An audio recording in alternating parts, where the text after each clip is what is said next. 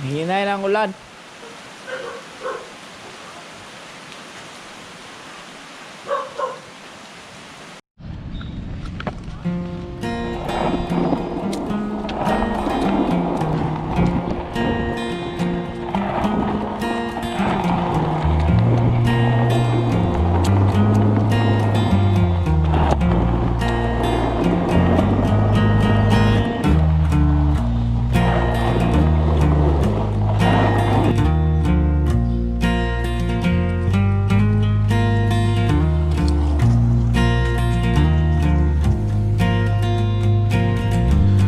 Hi guys, how are you?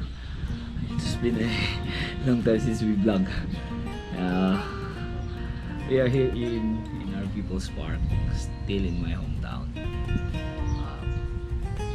We're put in quarantine for enhanced quarantine for almost a month, so we can go out. It's hard to vlog outside. Today we will be spending our time practicing our longboard, and probably also talking about intergenerational responsibility. These days we have this pandemic, and then recently we have a very strong typhoon, a super typhoon, Rolly, almost similar, as strong as, or if not stronger than super typhoon Yolanda. They say that this is because of climate change, and intergenerational responsibility is intimately related or connected to climate change. However, I believe intergenerational responsibility is actually about economy. Yes, about economy. We have this case, 1990. Yes, it's about economy. We have this issue back then in 1993, when certain groups, environmental groups, non-government organization led by Dr. Posa, went to the Supreme Court and asked a relief against DNR. Back then, it was headed by Toran. So, it's called the case of Oposa versus Toran. And we went there to ask the court to mandate the DNR in the Philippines to stop all issuance of timber licenses and cease and desist all timbers in the Philippines that are gathered on the ground that they have the right to a healthful and balanced ecology in harmony with nature. That because of those timber licenses, all our forests are being cut down, and then to have a healthful ecology, it requires at least 53% of our land area to be forested. And with that, with some other scientific evidence that were presented, they actually represent minors. And then they extend this representation to Filipinos who are unborn, the next generation, as they say. But according to them, that we must, again, under this concept of intergenerational responsibility, we have a duty to preserve or conserve what we are enjoying right now for our next generation. There were so many issues there.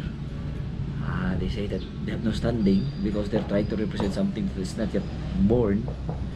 According to them, for being a Filipino, since our national patrimony, diba? As I have said, this is about economy. This is not just about environment. Our national patrimony, our natural wealth are being exhausted already at the present. So there's a need to conserve them or to protect them for the next generation. And their locus standi was being a Filipino. Being a Filipino. Of course, there were other state policies, public policies that were cited and other issues. However, the important thing there was that our resources are being exhausted rapidly to the point that the next generation of Filipinos can no longer avail them. 27 years after, it was 1993 to present is 2020, our forest has become only 26% of that 53%. They actually won the case. They won the case. Under again the idea of intergenerational responsibility, and of course this thing that there is this intergenerational justice, that there must be an equal distribution of natural wealth and opportunities, not only at present but also for the next generation.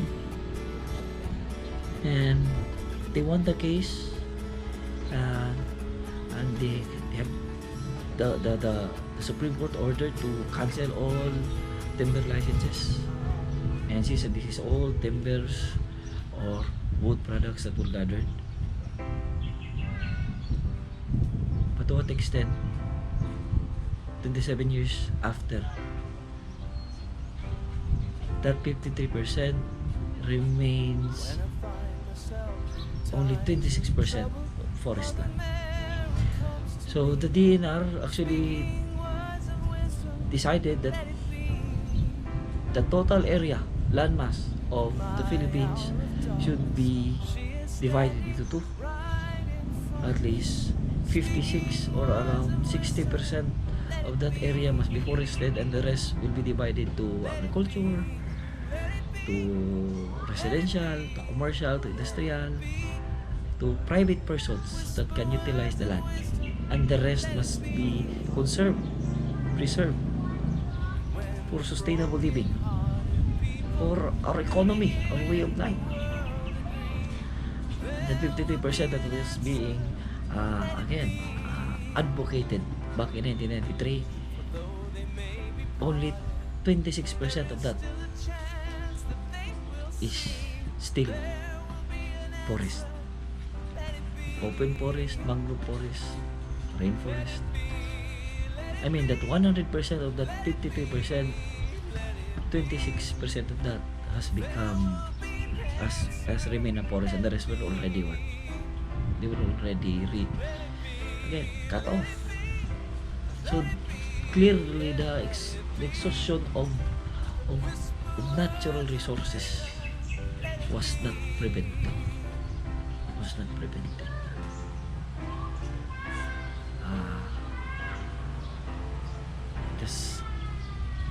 The World Bank says that only around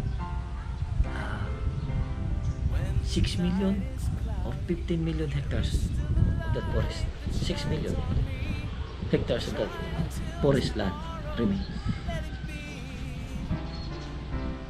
It's where we gather our food, it's where we gather our raw materials to create or to produce product through our labor, to do an exchange, to do commerce. Probably that is the reason why also that most of us here in the Philippines has to go abroad to earn a living, has to go into an economy that is in balance. We serve people from the other country. most of us here who is still depending on that resources is still poor because it is already exhausted, or it was already exhausted.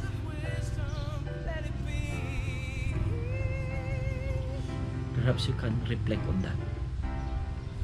Intergenerational responsibility and justice is about balance or equilibrium of economic resources and opportunities.